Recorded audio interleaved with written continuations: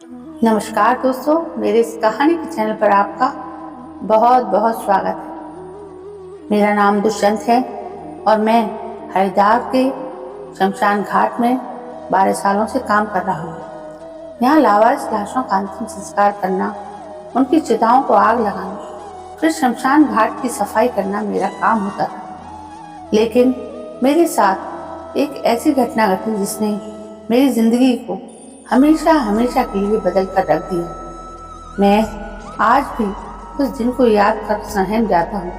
अक्सर हम लोग लाशों को आग लगाने के बाद उनकी अस्थियों को इकट्ठा कर बाकी बची राख को गंगा में बहा दिया करते थे। मेरे पास अक्सर हवलदार और पुलिस इंस्पेक्टर का आना जाना लगा रहता था, क्योंकि मैं लावारिस लाशों का अंतिम संस्कार सबसे कम खर्चे में किया करता था और मुझे ज्यादा मेहनत भी नहीं करनी पड़ती थी। पर फिर एक शाम शमशान घाट में एक इंस्पेक्टर मेरे पास एक अनजान लड़की की लाश को लेकर आया। इंस्पेक्टर दुष्यंत, ऊपर से ऑर्डर है, जल्दी से निपटा डाल इसे, बहुत बड़ा सिर दर्द है ये। और सुन, अस्थियां बस्तियां वाला ताम झाम नहीं चाहिए, बस लाश को फूंक और सारा कुछ गंगा में बहा दे। गंगा माँ सब माफ कर देगी। ये कहते हुए इंस्पेक्टर ने कफन में लिपटी हुई लाश को गाड़ी से उतार कर मेरे सामने रख दिया। इसे देख मैंने इंस्पेक्टर से फिर कहा, पर साहब, शाम के 6 बज गए हैं, अर्थी सजाते सजाते ही रात हो जाएगी और रात को अंतिम संस्कार भी नहीं कर सकते। वेदों में इसकी सख्त मनाही है, पाप लगता है साहब। मेरी इस बात पर इंस्पेक्टर कुछ सोचते हुए बोला, अच्छा ऐसा है क्या? तो ये ले, रख ले। गंगा और गांधी, इन दोनों से या तो पाप धुल जाते हैं या फिर हमेशा हमेशा के लिए दफन हो जाते हैं। अब फालतू तानेबाजी बदकर मुझे ऊपर भी जवाब देना होता है। इंस्पेक्टर ने अपनी पैंट की जेब से अनगिनत नोट निकाल कर मेरी शर्ट की जेब में ठूंस दिए और खुद कोने में जाकर बीड़ी पीने लगा। शायद सच ही कहा था उसने, गंगा और गांधी से अपने पापों को छिपाया और मिटाया जा सकता था। तभी तो मैं बिना कोई सवाल किए उस लड़की को जलाने के लिए अर्थी सजाने लगा था। मैं कफन में दबी लाश को देख ही रहा था कि इतने में इंस्पेक्टर ने मुझे फिर से कहा, यार दुष्यंत, वैसे ज्यादा लकड़ियां लगने वाली नहीं है, जवान थी, देख तो कितनी दुबली पतली सी है, इसलिए बोल रहा हूँ, जल्दी से फूंक डाल इसे। कुछ देर में बाद मैंने इंस्पेक्टर से फिर कहा, दुष्यंत साहब, ये सब सेट कर दिया है मैंने, आप जरा लाश को हाथ लगाओ, चिता पर लिटाते हैं इसको। मैं अंतिम संस्कार के सारे इंतजाम कर चुका था, अब बस लाश को चिता पर लिटाकर उसे अग्नि देनी थी। इसलिए मैंने इंस्पेक्टर को अपने पास बुलाया था। इंस्पेक्टर भी मेरे बुलाने पर मेरी मदद के लिए आ गया था। हम दोनों ने लड़की की लाश को उठाकर चिता पर लिटा दिया। उसका जिस्म तप रहा था। हाँ, लड़की का जिस्म तप रहा था। साहब, कितना टाइम हुआ इसे मरे हुए? इस पर इंस्पेक्टर ने कहा, तुझे क्या करना है, ज्यादा पुलिस वाला मत बन, ज्यादा बोलेगा ना तो इसके खून में तुझको ही अंदर कर दूं, समझा? मैं भी इंस्पेक्टर की बात सुनकर चुप हो गया। मैं हाथ में मशाल लेकर लाश को जलाने के लिए आगे बढ़ा कि अचानक लाश के मुंह पर से कपड़ा उड़ गया और मेरी नजर उस लाश के चेहरे को ताकने लगी। इसे देख मेरी रूह कांप गई। मैंने देखा कि वो लाश अपनी पलकें झपका रही थी। ऐसा लग रहा था कि शायद वो लाश रो रही थी, क्योंकि उसकी आंखों से निकले आंसू थम नहीं रहे थे। उस लाश को देख मैं भी एक पल को जिंदा लाश बन गया था और यही सोच रहा था कि ऐसा कैसे हो सकता है, क्योंकि आज तक मैंने कभी किसी लाश को देखा नहीं था। मैंने इंस्पेक्टर से चीखते हुए कहा, इंस्पेक्टर साहब, ये मरी नहीं है, ये तो जिंदा है, ये क्या नट करवा रहे हैं आप मुझसे? मैं इंस्पेक्टर से कहता हुआ पीछे हट गया और मेरे हाथ से मशाल भी नीचे गिर गई। इस वक्त पूरे शमशान घाट में सिर्फ हम लोग ही थे, इसलिए मेरी चीख सुनकर भी कोई हमारे आसपास भी नहीं बचता। धीरे धीरे मुझे समझ आने लगा था कि ज़्यादा पैसों के लालच में आकर मैं पाप करने जा रहा था। इस पर इंस्पेक्टर बोला, दुष्यंत, पागल तो नहीं हो गए हो? कैसी बातें कर रहे हो? वो एक लाश है और लाश सांस नहीं लिया करती। तेरा ये रोज का काम है, फिर भी तू ड्रामे कर रहा है। हालांकि रात हो गई है, पर डर क्यों रहा है? मैं हूं तो तेरे साथ। अब जल्दी से चिता को अग्नि दे, समझा? इंस्पेक्टर की बात सुनकर मेरी सांसें तो शांत हो गई, पर मेरा मन नहीं। फिर मैंने अपना मन मारकर चिता को अग्नि देने के लिए आगे बढ़ा, लेकिन मैं आगे बढ़ा ही था, तभी मुझे ऐसा महसूस हुआ कि मशाल के आसपास काले साए मंडरा रहे और चिता से भी लकड़ियां अपने आप गिर रही। मेरा मन बेचैन होने लगा, पर इसे नजर का धोखा मानने लाश के पास चला गया। फिर अचानक ही मुझे महसूस हुआ कि लाश ने मेरा हाथ पकड़ लिया और रोते हुए मुझसे कहने लगी, प्लीज मुझे मत जलाओ, मैं जिंदा हूँ। ये सब मुझे जिंदा जलाने की कोशिश कर रहे हैं ताकि इनका राज सामने न आ पाए। कम से कम तुम तो इनका साथ मत दो।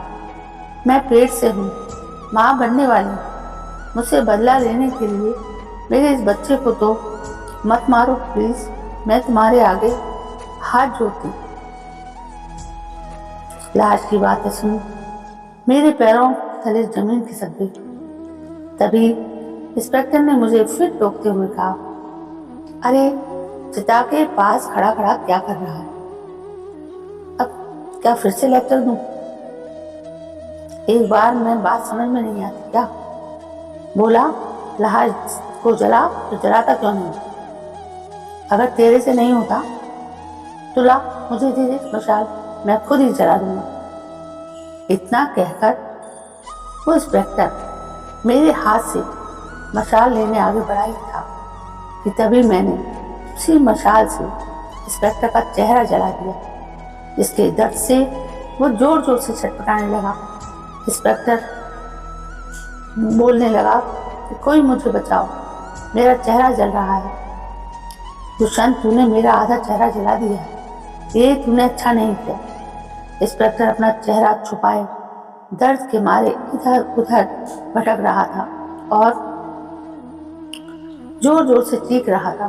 पर जैसा कि मैंने पहले कहा था कि हम लोगों के अलावा पूरी शमशान घाट में कोई नहीं था जो उसकी मदद के लिए आता। लाश की आंखें जो उस एकटक इंस्पेक्टर को ही तड़पते हुए देख रही थी, उसकी आंखों में सुकून साफ झलक रहा था। और मैंने भी अब ठान ली थी कि चाहे कुछ भी हो जाए, मुझे अब उस लड़की के बारे में जानना था जिसको इंस्पेक्टर जिंदा ही जलाना चाहता। मैं भी अपने हाथ में मशाल लिए सीधा उस इंस्पेक्टर की ओर चल दिया और उसकी मशाल से उसे जिंदा जलाने की धमकी देने लगा। बोला, अभी तो तेरा आधा चेहरा ही आग से जलाया है इंस्पेक्टर।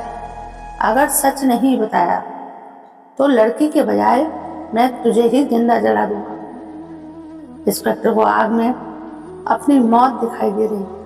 उसने भी लड़खड़ाते हुए कहा, इंस्पेक्टर, हाँ, ये लड़की मरी नहीं, जिंदा है। जैसे ही मैंने सुना मेरा रोम रोम सिहर उठा। पर क्यों इंस्पेक्टर साहब, आप ये अनर्थ क्यों करवाना चाहते थे, बताइए? अगर मेरे हाथों ये पाप हो जाता तो मैं कभी खुद को माफ नहीं कर पाता। क्यों किया आपने ऐसा, बोलिए? इस पर इंस्पेक्टर ने एक लंबी सांस लेते हुए कहा, दुष्यंत, तुम शायद भूल रहे हो कि कानून अंधा होता है। हमें बस ऊपर से ऑर्डर दिए जाते हैं जिन्हें हर हाल में हमें फॉलो करना होता है। और रही बात एक लड़की की, तो उसका भाई एक रिपोर्टर था जिसने कमिश्नर की नाक में दम कर दिया था। फिर कमिश्नर उसे कहने पर मैंने उसके भाई का एनकाउंटर कर दिया था। लेकिन इसकी बहन काला जादू जानती थी, जिसकी मदद से उसने अपने भाई की आत्मा को वापस बुलाया और कमिश्नर को जान से मारने की कोशिश की। उसे इतना डराया कि वो पागल हो गया। और तो और उसने मेरी पत्नी को भी पागल कर दिया। मन तो किया कि इसका भी उसके भाई की तरह एनकाउंटर कर दूं, लेकिन मैं कमिश्नर की शपथ लेने वाला हूँ, इसलिए बोल रहा हूँ। मुझे और मेरे पैसे, तुझे और पैसे चाहिए तो बता, मैं करोड़पति बना दूंगा तुझे। बस किसी भी तरह इस लड़की को फूंका, अभी के अभी। इंस्पेक्टर की बात सुनकर मेरे होश उड़ गए। मेरे मन में बस इंस्पेक्टर की कही हुई बातें घूम रही थी, जिसके बारे में सोचते हुए मैंने खुद से कहा, दुष्यंत, मतलब कि वो मेरा भ्रम नहीं था। इस लड़की ने काले जादू की मदद से सच में ही मुझसे बातें की थी। पर मेरे मन को एक सवाल और नोच रहा। इसका जवाब मैंने इंस्पेक्टर से पूछा, अगर ये लड़की जिंदा है तो तुमने इसके साथ ऐसा क्या किया जो ये हिल भी नहीं पा रही? और इसने तो कहा था कि ये प्रेत है, मरना नहीं चाहती। इस पर इंस्पेक्टर ने हंसते हुए कहा, अच्छा, तो काले जादू की मदद से ये तेरे लिए भी बातें करने लगी है। अरे, अब मैं इसे घर से उठाया तो बहुत छटपटा गई थी, तो इसे शांत करने के लिए मैंने इसमें इतने इंजेक्शन ठोक दिए कि पैरालाइज हो गई। और रही बात बच्चे की, तो गरीब की झोली में कौन सा दान किसका है, क्या पता। इंस्पेक्टर की सारी बात सुनने के बाद मैं बहुत से मैं खुद से बस यही कह रहा था कि लोग तो पहले ही कब के मर चुके होते हैं अंदर से। ये शमशान तक आना, चिताओं का अंतिम संस्कार होना, ये सब तो सिर्फ एक रस्म। खुद को झूठी उम्मीद और तसल्ली देने की, मोक्ष पाने की। मैं खुद से कह ही रहा था कि मेरा ध्यान भटकते ही इंस्पेक्टर ने अपनी रिवॉल्वर मुझ पर तानते हुए कहा, इंस्पेक्टर ने कहा, दुष्यंत, तेरा एनकाउंटर तो मैं अभी अपने हाथों से ही करूंगा। मेरा चेहरा बर्बाद कर दिया तुमने। इंस्पेक्टर मुझ पर गोली चलाने वाला था कि तभी तेज हवाएं चलने लगी। चिता पर लेटी हुई लड़की का कफन उड़कर मेरी रक्षा के लिए मेरे सामने आ गया। इंस्पेक्टर ने गोली चलाई भी, पर एक भी गोली कफन को चीरकर मुझ तक नहीं पहुंच पाई। मैं सही सलामत ही कफन के दूसरी तरफ खड़ा था, मानो जैसे वो कफन कोई कपड़ा नहीं बल्कि कोई लोहे की दीवार हो। इंस्पेक्टर ने अपनी रिवॉल्वर की 6 गोलियां मुझ पर तान दी थी, पर एक भी मेरा बाल बांका नहीं कर पाई। और अगले ही पल वो कफन इंस्पेक्टर के जिस्म से लिपटकर उसका दम घोंटने लगा। इंस्पेक्टर का जिस्म उस कफन में कटने लगा था। वो दर्द के मारे चीख रहा था, तड़प रहा था, अपनी जान की भीख मांग रहा था। इंस्पेक्टर के जिस्म से लिपटा कफन उसके खून में भीग गया। वो पूरी तरह से लाल हो चुका था। जाने मेरे मन को भी क्या सूझी, मैंने भी नीचे गिरी मशाल को उठाकर उसके कफन में आग लगा दी। वो इंस्पेक्टर जिंदा ही जलने लगा था। कुछ देर तो उसकी चीखों की गर्माहट हवा में रही, लेकिन फिर धीरे धीरे सब कुछ रात के सन्नाटे की तरह शांत हो गया। इंस्पेक्टर के जलने के बाद मैंने उसकी अस्थियां गंगा में बहा दी और उस लड़की को लेकर घर चला आया। आज उस घटना को 8 साल हो चुके हैं। मैंने अब शमशान में काम करना छोड़ दिया है। अब मैं एक छोटी सी नौकरी करता हूँ और मीना का ख्याल रखता हूँ। ये नाम मैंने उस लड़की को दिया।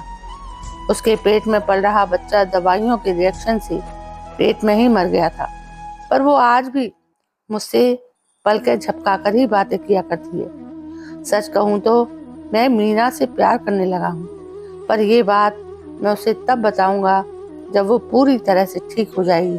पर आप उसे कुछ मत कहना, पता है ना, वो जादू जानती है। तो दोस्तों, ये हॉरर स्टोरी आपको कैसी लगी कमेंट में हमें ज़रूर बताएं।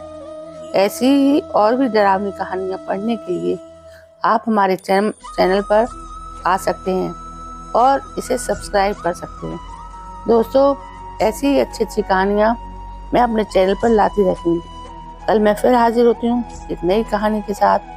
तब तक के लिए अपना ख्याल रखिए।